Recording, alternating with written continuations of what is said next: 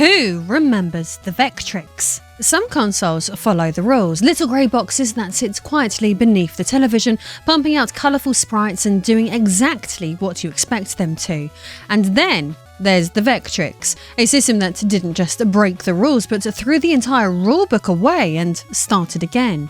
Released in 1982, it refused to play by anyone else's standards. Not only did this thing not need a television, but it didn't even draw its graphics as pixels. It instead provides a very different experience entirely. It comes with its own screen powered by advanced vector display technology more commonly found in aircraft instrumentation, and offering up an experience that looked and felt like it had arrived from the future. It was bold, brilliant and beloved, burning brightly briefly before quickly vanishing almost without a trace. Yet more than 40 years later, its legacy refuses to die. Today, the system is supported by a passionate homebrew community, a thriving emulation scene, and even a brand new miniature revival launching in 2025, together ensuring that this unique machine lives on as one of gaming's most fascinating stories. So, bearing this in mind, join me today as we celebrate this classic system. I am Lady Arcade, and if you want back to basics retro gaming deep dives, then hit that subscribe button, as it's time to talk about the life and times of the amazing Vectrex. In order to fully understand just how radical the Vectrex was, we first need to turn our attention to the world it was born into. While it might feel like eons ago now, the early 1980s were already a time when home gaming felt firmly established, and few people were asking for change. After all, Atari reigned supreme with the 2600, while the ColecoVision and Intellivision fought for second place, and that's without even mentioning the deluge of home computers that people also gamed on. Most consoles of the era shared the same basic philosophy. You plugged them into the family television, they pushed pixels around the screen, and that was that. A simple formula for fun that had proven itself to be more than fruitful. These systems were built on raster graphics, where an electron beam swept from left to right across the display, line by line, lighting up individual pixels to form an image. It was a technology that worked, it was cheap, and most importantly, it was familiar. To the average household, video games meant chunky, blocky sprites jerking across the screen controlled by a joystick plugged into a beige box. Nobody expected anything different, and that was fine. But that is precisely why the Vectrex was so extraordinary. Instead of being just another plastic slab that needed a television, it arrived with its own vertically oriented CRT monitor. Not just a convenience, but a statement of intent. And instead of relying on raster graphics, it harnessed vector displays, precision beams of light that drew razor-sharp lines directly between points, producing images that looked more at home on radar screens or spacecraft instruments than in a living room. It was a complete reimagining of what a home console could be, and most who experienced it loved it. In a market defined by conformity, the Vectrex was audaciously different. Not a box to plug in, but a piece of engineering designed to be the entertainment centre. It wasn't trying to win the race on the same track as its competitors, it was building an entirely new one. So let's begin to explore how this novel idea came into existence. The story of the Vectrex's creation is not a typical tale of corporate research and development. It is one of those rare moments of engineering serendipity that alters the course of gaming history. It began not in a laboratory or a boardroom, but in a dusty surplus shop in Los Angeles.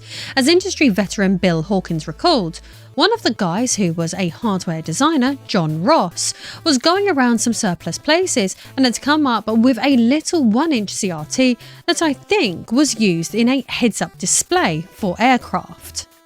It was an off-the-shelf component, hardly the sort of thing revolutions are built on, but that tiny cathode ray tube got the ball rolling for a much bigger idea. Ross initially imagined creating a small handheld electronic game, a novelty at a time when portable gaming was still in its infancy, but as more people within Western Technologies, also known as Smith Engineering, recognised its potential, the mini arcade concept evolved into a tabletop device. The idea was a great concept that even toy company Kenner would show interest in 1981, but the plan evolved again. Kenner would propose a slightly larger 5-inch screen with a design reminiscent of the Commodore PET. However, sadly by mid-year, they had backed out, leaving the innovative project in limbo. It might have ended there, but the Vectrex's fate would change at that year's General Consumer Electronics Show. In September 1981, GCE President Greg Krakauer saw the prototype and licensed the design on the condition that the screen be increased to 9 inches, transforming what began as a handheld toy into a full-blown home entertainment system. And from that point, the idea snowballed rapidly. The name would go through several iterations. At one point it was going to be called Vectron, and as developer Tom Sloper remembered, he suggested names such as Vector X during brainstorming sessions. I said, it's a vector-based machine, let's call it something with vector in it. You can always squeeze things together, Vectrex or something like that, and the name stuck. The project finally had an identity to match its ambition. Development moved at breakneck speed. The team originally planned to use a 6502 processor, but soon switched to the more powerful Motorola 6809, and as things progressed, hardware engineer Jerry Carr designed the system's much celebrated Vector Generator, an all-analog system capable of steering the electron beam to draw crisp, sloped lines instead of the blocky graphics produced by competitors. Meanwhile, programmers were building games on prototype boards and even oscilloscopes before the final hardware existed. Everything was shaping up nicely, and despite the platform's makeshift conditions, the project still hit its ambitious deadline. Everything was unfolding swimmingly. By June 1982, less than a year after GCE became involved, the company unveiled the Vectrex at the Summer Consumer Electronics Show in Chicago. To an industry used to beige boxes tethered to televisions, this strange self-contained unit with its glowing vector display looked like something out of a science fiction film. And in many ways, that is exactly what it was, the result of a chance discovery, bold decision-making, and a determination to build something unlike anything else on the market. This meant that when the Vectrex reached shop shelves in October of 1982, it did so with confidence. Priced at $199, roughly $500 today, it was firmly positioned as a premium product, not a casual toy, but a sophisticated entertainment device, closer in spirit to an arcade cabinet than a traditional home console. That sense of prestige was obvious from the moment players switched it on. Every unit included Mindstorm, a full-featured asteroid-style shooter designed by John Hall that made clever use of the vector display to deliver razor-sharp visuals and fluid, responsive gameplay. This was no demo or tutorial, it was a deliberate showcase of what the machine could do. As one reviewer put it, Vectrex didn't just want you to play a game, it wanted to impress you before you'd even bought a second cartridge. And that gamble paid off. Launch sales were strong enough to attract the attention of toy giant Milton Bradley, which acquired GCE in early 1983. You need important resources to compete in a meaningful way in the video game market, explained former GCE chairman Edward Krakauer. With Milton Bradley, we had that combination. With its backing and distribution network, the Vectrex launched across Europe and, thanks to a co-branding deal with Bandai, reached Japan as the Bandai Vectrex Kosokusen Lightspeed. Marketing leaned into its premium appeal, advertisements emphasised its arcade-quality visuals and futuristic design, presenting it as a self-contained entertainment system that brought the arcade home without monopolising the family television. At a time when rival consoles still relied on primitive sound chips and blocky graphics, the Vectrex offered a glimpse of where gaming might go next. So let's dig deeper into what made this console so cool. What truly set the Vectrex apart was not just that it had its own screen, but how that screen worked. The Vectrex played by completely different rules. The difference was obvious the moment you saw one, where raster images were built from visible squares and jagged edges. Vector graphics were smooth and precise, no matter how close you stood to the screen. The beam could draw up at any angle, producing diagonal and curved lines with mathematical accuracy and without the stair-stepping that plagued pixel-based visuals. Because the system was not wasting time scanning every line on the screen, animations felt faster, more responsive, and undeniably futuristic. And this was great, but this technology still brought trade-offs. Vector displays excelled at rendering clean outlines, spacecraft, geometric shapes and text, but struggled with filled objects and detailed backgrounds. There was also a physical limit to how many lines could be drawn before flicker appeared, and complex scenes could slow the refresh rate. The crispness and speed came at a cost of visual density, yet those limitations became part of the Vectrex's identity because vector images could be scaled infinitely without losing quality. Every game had a distinctive, stylized aesthetic that still looks striking today. But if the vector graphics defined the Vectrex's soul, then its physical design defined its character. As mentioned earlier, the Vectrex's design was a radical departure from the norm, making the system feel more like a compact arcade cabinet than a piece of living room electronics. That decision also solved one of the era's most common household conflicts: who controlled the television? With the Vectrex, children no longer had to wait for the football to finish or for the evening news to end. It could be set up anywhere with a power socket and enjoyed independently. No other home console of the time offered that level of convenience, and as a result, it immediately felt more self-contained, personal and premium. The screen's vertical orientation was chosen deliberately to suit vector graphics. By drawing lines directly between points rather than filling the screen with pixels, vector displays benefited from a portrait-style format that maximised the sense of motion and space, particularly in shooters and arcade titles. It also helped the Vectrex stand out visually. While rival systems clung to the familiar 4x3 shape, its tall display gave it a striking, almost industrial silhouette. And perhaps the most charming element of the design was its approach to colour, or rather, its lack of it. Because the vector display could only produce a single bright line, general consumer electronics turned that limitation into a clever feature. Each game shipped with a thin, transparent mylar overlay printed with coloured elements, planetary backdrops, score zones or themed borders, creating the illusion of vibrant visuals without expensive display hardware. As one retrospective put it, it was a beautifully simple solution, a cheap physical trick that made the screen feel alive. If the Vectrex's core design felt futuristic, its accessories seem to have been shipped back from the 21st century. The Vectrex offered peripherals so ambitious that mainstream gaming would not see anything like them again for decades. The most impressive of these peripherals was the 3D Imager, a pioneering stereoscopic headset released in 1983. At first glance, it looked like a bulky pair of oversized goggles, but inside was an ingenious piece of engineering. A small colour wheel spun rapidly in front of each eye, synchronised with the console's graphics, to create the illusion of depth and colour.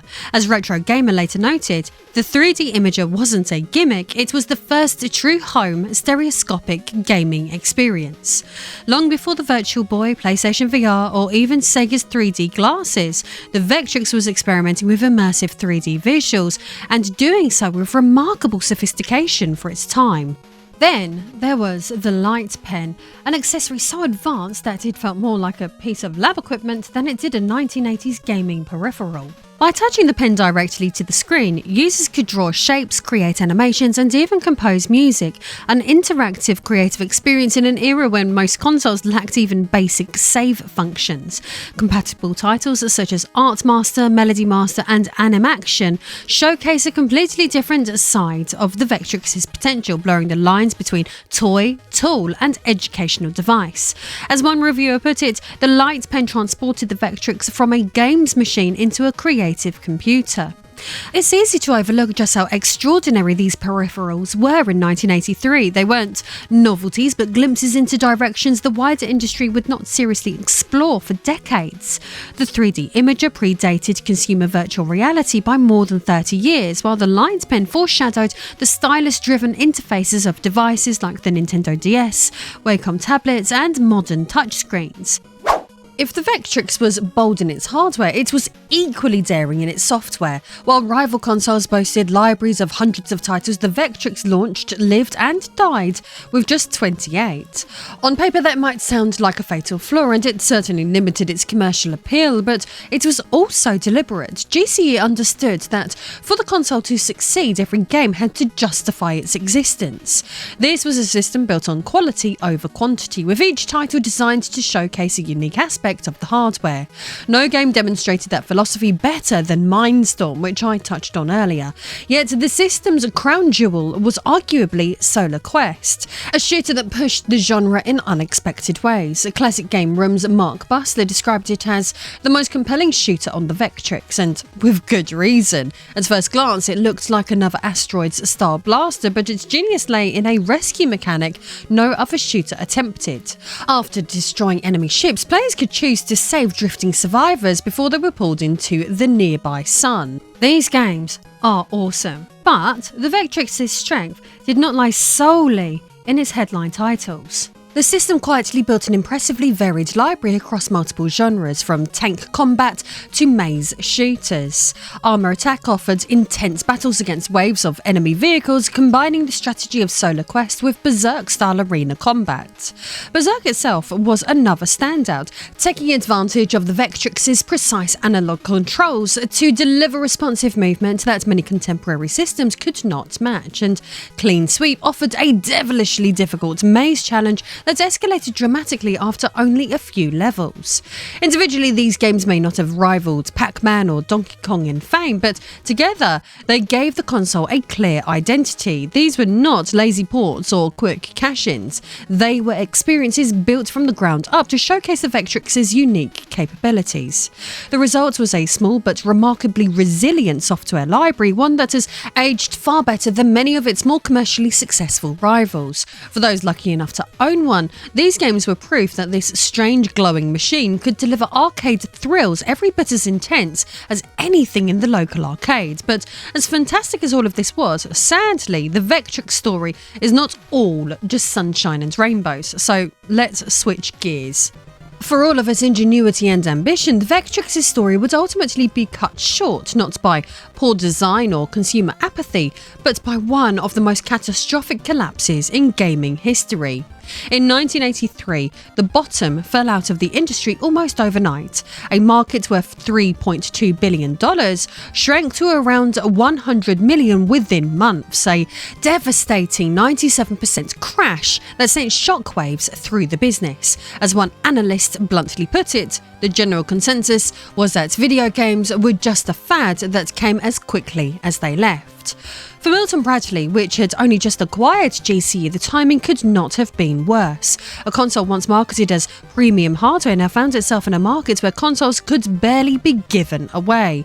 Desperate to shift unsold stock, Milton Bradley slashed the price repeatedly from $199 to $149, then $99, and eventually as low as $49. Entire pallets of units were offloaded to discount retailers, often stacked high in department stores with clearance toys. The losses were staggering. By February of 1984, Milton Bradley had lost $31.6 million on the Vectrex, a figure widely reported across the industry and one that had effectively sealed the console's fate.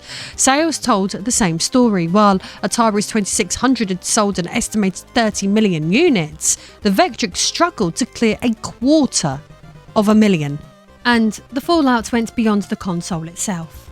The financial damage contributed directly to Milton Bradley's merger with Hasbro in 1984, a $360 million deal that created Hasbro Bradley, but by then the Vectrex was finished. The console was discontinued, its remaining stock liquidated, and all aftermarket support ended. What had been envisioned as a bold new frontier in home gaming instead became a cautionary tale about how even the most visionary ideas can be crushed by forces beyond their control. And yet, its failures tell us something important. It was never about the technology. There was nothing fundamentally wrong with the hardware or its execution. It was simply born at the worst possible moment, a time when consumer confidence had evaporated, retailers were terrified to stock consoles, and the entire industry seemed to be collapsing. So the Vectrex did not fail because it was bad, it failed because the world was not ready for it. For all its innovation, perhaps the most fascinating part of the story is what did not happen, the bold ideas that never made it past the prototype stage. One of the most intriguing was a planned colour handheld conceived in the late 1980s. By then, vector technology had long been overshadowed by raster graphics, but Smith Engineering still believed the concept had potential. Their idea was ambitious, a fully portable Vectrex successor with a colour display. It would have been a radical alternative to Nintendo's monochrome Game Boy, brighter, sharper and more advanced, but the project proved too expensive to manufacture, and with the Game Boy's runaway success dominating the handheld market, it was quietly shelved before leaving the drawing board. There was also a next-generation Vectrex home console in development, this time featuring a colour screen instead of monochrome. Sadly, it too was abandoned before release. A victim of shifting priorities, rising costs, and the reality that the mainstream gaming world had moved on, yet the Vectrex's story did not end with its commercial demise. In the mid-1990s, Jay Smith, the visionary behind the original system, made a decision that would ensure its legacy endured. He opened the platform to fee-free development, allowing hobbyists and small developers to create new software and hardware without licensing costs or royalties. It was this move that laid the groundwork for the vibrant homebrew community that still thrives today. Experimental projects continue to explore the Vectrex's potential in surprising ways. One of the most technically impressive was Scopetrex, a buildable single-board computer that used an oscilloscope to display Vectrex graphics while still accepting original cartridges. Others went even further, enabling classic arcade Vector ROMs, including Star Wars, Battlezone and Tempest, to run on Vectrex hardware, effectively transforming the console into a miniature arcade emulator decades before that concept became mainstream. It's tempting to wonder how gaming might look today if even one of these ideas had come to fruition. Imagine a world where vector graphics evolved alongside raster technology rather than being replaced by it. Perhaps we would see vector-based virtual reality displays, ultra-efficient portable systems, or entirely new genres built around the precision and speed that only vector rendering can offer. These what-if scenarios are part of the Vectrex's enduring fascination. They remind us that history is shaped not only by what succeeds, but also by what could have been. And in the case of the Vectrex, those unrealized ambitions might have been the most tantalizing chapter of all. Although the Vectrex vanished from store shelves in the 1980s, the technology at its heart, vector graphics, never truly disappeared. Its influence stretches far beyond video games, shaping fields of science, engineering and design in ways that still matter today. Vector displays were foundational in radar systems, scientific instruments and early computer-aided design tools. Their ability to draw precise, stable lines directly between points makes them ideal for visualizing data and schematics with exceptional accuracy, vital for everything from air traffic control to military applications. Even in arcades, vector technology carved out a lasting legacy. Games such as Asteroids, Battlezone and Tempest, each relying on the same glowing line drawing techniques, remain iconic for their distinctive look and razor-sharp responsiveness. They may seem simple today, but their crispness and elegance are qualities that pixel-based systems still struggle to replicate. That is precisely why vector graphics remain so captivating even in an era of ultra-high definition screens. The closer you look, the more apparent the difference becomes, and it is this quality that gives vector imagery its hypnotic appeal. This timeless allure is why the Vectrex continues to fascinate developers, collectors and engineers alike. In a world where screen technology is becoming increasingly homogenized, the Vectrex stands as proof that there are other ways to create images, approaches that prioritize precision, elegance and purity of form over brute force resolution. And more than 4 decades later, that is what makes the Vectrex so special. Its crisp, luminous lines have not aged a day, and they remind us that true innovation is not always about doing more. Sometimes it's about doing something completely different. Although the Vectrex vanished from store shelves, its story did not end. In fact, what is most remarkable about this machine is that it has arguably thrived more in its second life than it ever did during its commercial run. Today, more than 180 fan-made titles exist, a number that dwarfs the original library of 28. These are not crude tech demos or nostalgic curiosities. Many rival and, in some cases, surpass the quality of commercial releases from the console's original era. Games such as Vector Pilot and Vector Patrol are often described by collectors as perfect arcade recreations of Moon Patrol and Time Pilot.